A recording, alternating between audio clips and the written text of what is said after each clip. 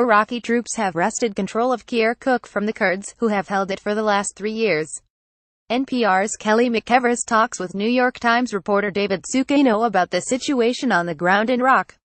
Kelly McEvers, host: There's a confrontation going on over the Iraqi city of Kirkuk, and it's between two factions who have been trained and equipped by the United States. On one side are the Iraqi Kurds, and on the other side is the Iraqi central government. Both have been key allies in the U.S. fight against ISIS. The showdown has been a long time in the making, but it really heated up when Kurds recently voted to secede from Iraq. And when it finally boiled over last night, Iraqi forces moved very quickly into what had been a Kurdish stronghold. David Zucchino has just returned to Baghdad from Kirkuk, where he's been reporting on this for the New York Times. He says the central government's troops exploited Kurdish divisions. David Zucchino: As it turned out, they had managed to split the Kurds by cutting a deal with one faction of the Kurds to have them pull back and let government forces come through. But the other faction, the one that actually rules the autonomous area, decided to stay and fight. And so there was an outbreak of hostilities. But because half of the Kurdish factions just kind of surrendered and withdrew, it made it very easy for the Iraqi forces, the government forces, to really sweep through very quickly.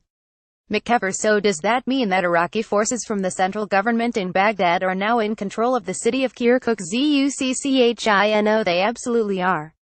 They went to the governor's compound, where there were two flags. One was the Iraqi flag and one was the Kurdish flag.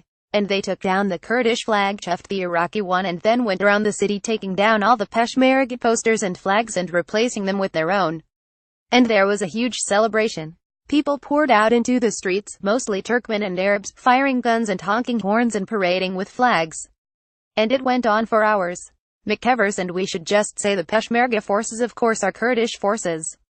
How much can you say that this vote for independence has to do with Baghdad's decision to go and take Kirkuk? As we mentioned in the introduction, Zucchino: Yeah, I mean, this has been something they've been pushing for since they carved out that autonomous zone in 1991. It was right after the Gulf War when they had the no-fly zone set up by the U.S., but what pushed it I think this time is Barzani, who's the president of the Kurdish Autonomous Region, perceived that the Iraqi government was focused on the fight against ISIS, was in a weakened position.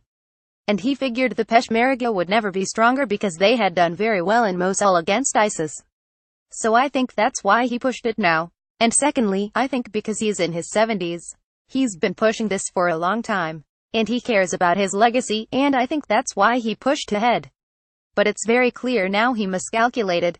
McEvers: What have U.S. commanders said about this? Zucchino: They didn't take sides, had nothing to do with it, and they just got the heck out of the way basically. The U.S. politically and militarily said, well, we're not taking sides in this fight. We're just going to let it happen. And try to get both sides to cool down. But in reality, politically, the Americans were extremely upset with Barzani because they had offered him what they call the best deal the Kurds are ever going to get. This was before the referendum. And they had offered U.S. supervision of the direct negotiations with no conditions with Baghdad. And Barzani absolutely turned them down. He wanted a guarantee that at the end of that process at some fixed time and date there would be independence. And the U.S. said, absolutely not. And when he turned them down, they said, that's it.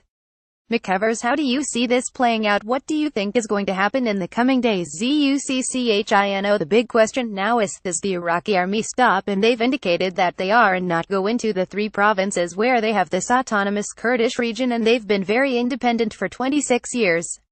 It's a question of whether they stop there or try to interfere. And that's kind of what we're all waiting to see. McEvers: David Zucchino of the New York Times, thank you very much. Zucchino: Thank you. Copyright 2017 Nepalese rupees. All rights reserved. Visit our website terms of use and permissions pages at www.npr.org for further information. NPR transcripts are created on a rush deadline by Verbatim, Inc., an NPR contractor, and produced using a proprietary transcription process developed with NPR. This text may not be in its final form and may be updated or revised in the future. Accuracy and availability may vary. The authoritative record of NPR's programming is the audio record.